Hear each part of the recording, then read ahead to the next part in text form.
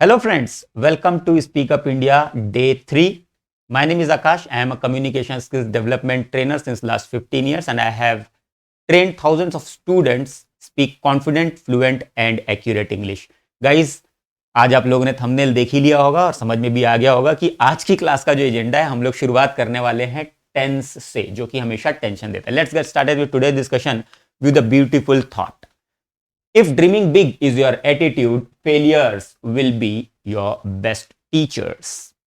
अगर आपका सपना बड़ा काम करने का लाइफ में, तो फेलियर्स के लिए हमेशा तैयार रखिए, क्योंकि फेलियर्स ही वो चीजें हैं जो आपको डाउन टू अर्थ रखेगी. सक्सेस तो सर पे चढ़ जाता है, सक्सेस इंसान को एरोगेंट बना देता है. तो याद रखिए, if dreaming big is your attitude, failures will be your best teachers. Well, we are talking about tense. Tense के बारे में बात करें दोस्तों, आज की क्लास का एजेंडा फिर से मैं आपको बता देता हूं. टारगेट जो है हमारी आज की क्लास का एजेंडा है, which is getting rid of था, थे, थी, चुका था, चुके थे, चुके थी, रहा था, रहे थी एंड सो ऑन. ये सब जितने भी हूं, है, ये हो, ये करते रह जाओगे, आप जिंदगी में कभी भी अच्छी इंग्लिश नहीं बोलना सीख पाओगे. अच्छी इंग्लिश तो बोलना सीख ही नहीं पाओगे. उसके पीछे का रीजन मैं आपको समझा देता हूं. टेंस एक ऐसी चीज है जो हमेशा इंसान को टेंशन देती है. टेंस का मतलब होता है tension. It's not that tense is very tough. It's easy, but a lot of spoken English trainers, a lot of parents, a lot of teachers, जाने अनजाने में, knowingly or unknowingly, they make it very tough. They make it very, very complicated and they make it very, very confusing, ultra confusing. It's not that कि tense easy नहीं है. tense easy है. Tense बहुत easy है. Otherwise कोई भी बच्चा अगर काल समय नहीं जान पाता, तो कोई भी बच्चा आज की डेट में कोई भी लैंग्वेज नहीं सीख पाता. तो टेंस तो इजी है.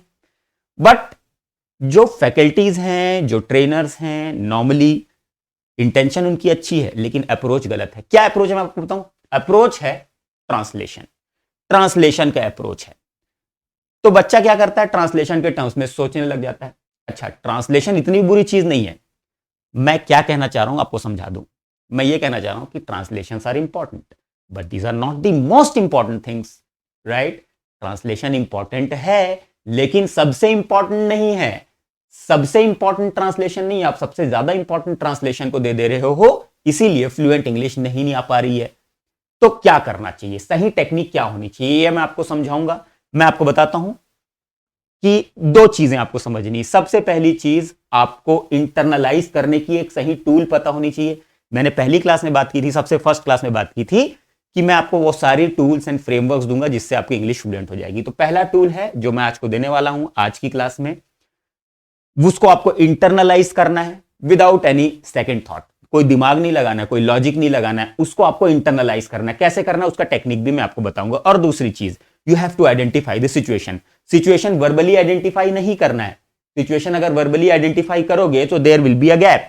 Right. That's a thought that came into your mind.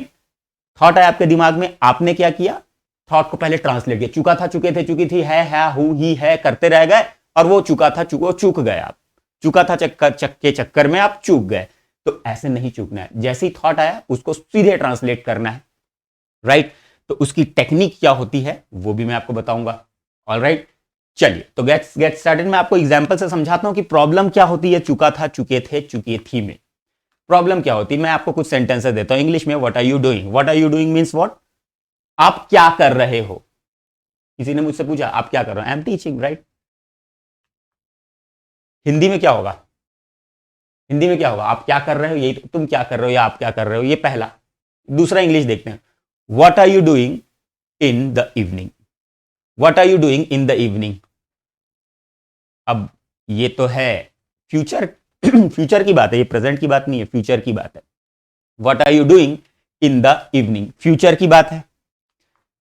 इसका हिंदी क्या होगा, आप शाम को क्या कर रहे हो. इसका हिंदी क्या होगा, आज आप शाम को क्या कर रहे हो. तो बेसिकली जो सेंटेंस है ये, what are you doing in the evening, ये what are you doing, are you doing, R लिखा हुआ है तो विल वगैरह तो आया नहीं है, तो ये तो है प्रेजेंट का. लेकिन सिचुएशन कैसी है, फ्यूचर की है. तो कंफ्यूजन क्रिएट हो जाता है इंसान के मन में, यार इसमें प्रेजेंट में यूज करो कि फ्यूचर में यूज करो. तो रहा था, रही थे, रही तो है ही है ना, इसमें है. अब इसको मैं फ्यूचर में यूज करूं कि प्रेजेंट में यूज करूं, ये कंफ्यूजन क्रिएट हो जाता है। इस प्रकार से इंसान सोचता रह जाता है, सोचता रह जाता है, सोचता रह जाता है एंड डिलीवर नहीं कर पाते जो समझाने वाले हैं। तो डिलीवर करना है, आपको समझाना है कि प्रॉब्लम क्या है। प्रॉब्लम क्या है कि ये सेंटेंस भले ही प्रेजेंट में, टेक्निकली ये प्रेजेंट में है, लेकिन होता है फ्यूचर सिचुएशन के लिए यूज। तो हमको ट्रांसलेशन के टर्म्स में नहीं जाना, हमको सिचुएशंस के टर्म्स में जाना है, राइट। अब एक और सेंटेंस लेते हैं जिससे आपको चीजें और क्लियर होंगी। What will you be doing in the evening, ये टेक्निकली करेक्ट है, आप आज शाम को क्या कर रहे होगे। इन दोनों का एक्चुअल मतलब वही है। जो प्रश्न करता है, जो क्वेश्चनर है, वो पूछना वही चीज चाह रहा है। What are you doing in the evening, what you will you be doing in the evening, दोनों का मतलब एक ही है। बट और ये टेक्निकली करेक्ट होते हुए भी आप सिचुएशन में इसका यूज नहीं कर पाओगे।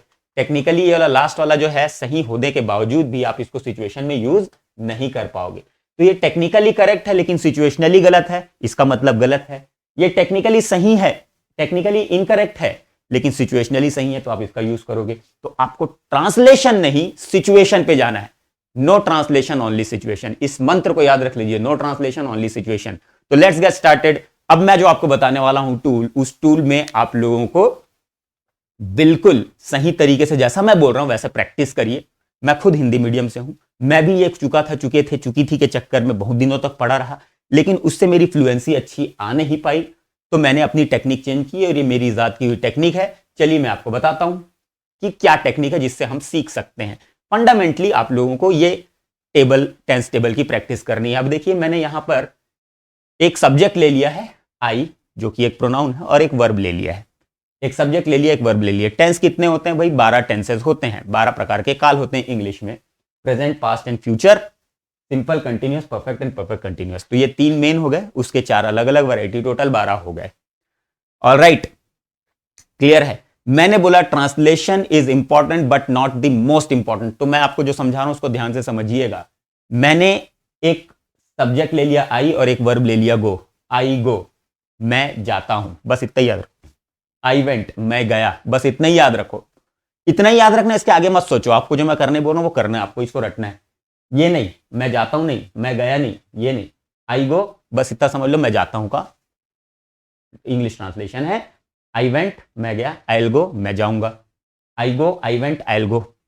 ऑलराइट, अब मैं जाता हूं, ये प्रेजेंट सिंपल है। प्रेजेंट सिंपल का यूज बहुत सारी जगहों पे होता है। एक तो ये कि जनरल हैबिट्स को दिखाने के लिए होता है, जनरल ट्रूथ्स को दिखाने के लिए होता है, कुछ फ्यूचर इवेंट्स को भी दिखाने के लिए होता है, जो कि एक पार्ट है फिक्स्ड शेड्यूल का। जैसे कि the Ajanta Express leaves at 9 AM, the Ajanta Express leaves at 9 AM। ये फ्यूचर में होने वाला है, कल 9 बजे छूटेगी, लेकिन हम बोल रहे हैं क्या यहां पर। तो ये सिचुएशन की बात हो गई। हमारी आज की क्लास का एजेंडा सिचुएशन डिस्कस करना नहीं है। हमारी आज की क्लास का एजेंडा और आने वाली कुछ क्लासेस का एजेंडा इस पूरे टेबल को अच्छे से इंटरनलाइज करना है। और कैसे इंटरनलाइज करना है वो मैं आपको बता रहा हूं। I go, I went, I will go. I go, I went, I will go. मैं जाता हूं, मैं गया एंड मैं जाऊंगा। इन सब के सिचुएशनल यूज क्या होते हैं वो भी हम लोग देखेंगे आने वाली क्लासेस में।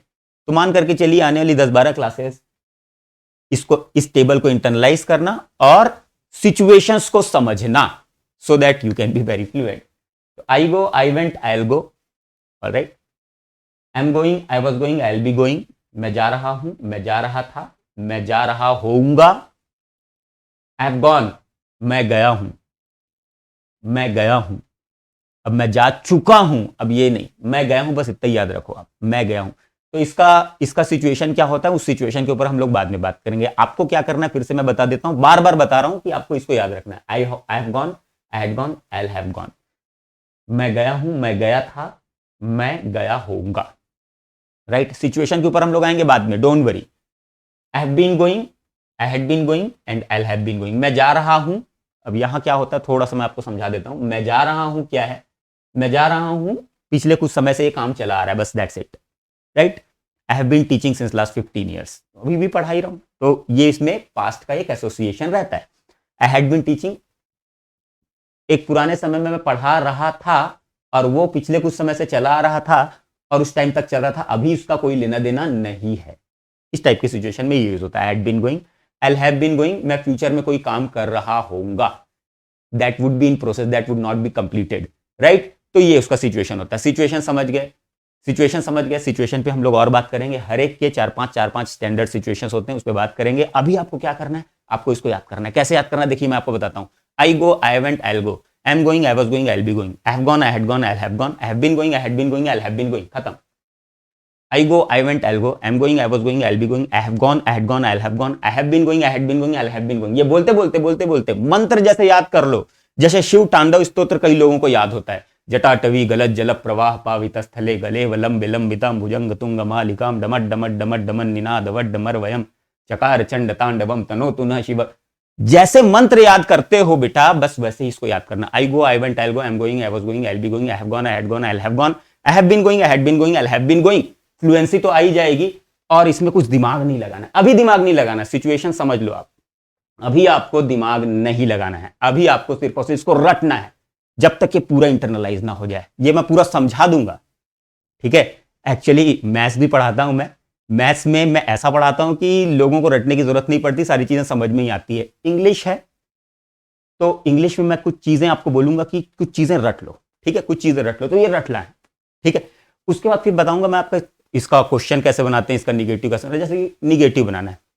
आई don't go, I didn't go, I won't go, I am not going, I wasn't going, I won't be going, I haven't gone, I hadn't gone, I won't have gone, I haven't been going, I hadn't been going, I won't have been going, खत्म।